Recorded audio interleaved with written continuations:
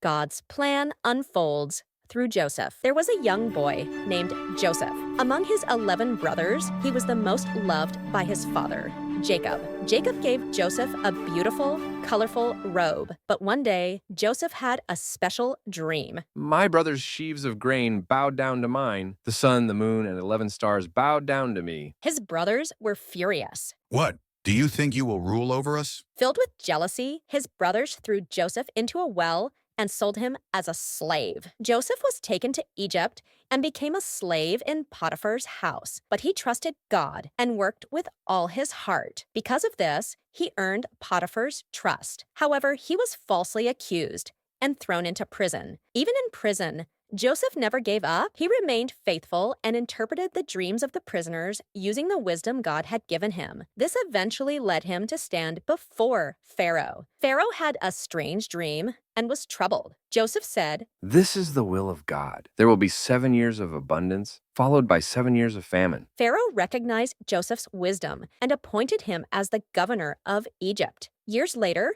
a great famine came upon the land. Joseph's brothers came to Egypt to buy food, and then they stood before the governor, not knowing he was Joseph. Joseph approached them and said, Do not be afraid, my brothers. God sent me here before you to save many lives. Joseph did not hold a grudge. He trusted in God's plan. His dreams were finally fulfilled, and through him, God saved many lives. Isn't Joseph's story truly inspiring? Even when we go through hardships, God is always working for us. What part of Joseph's story touched you the most? Leave a comment below. See you in the next story.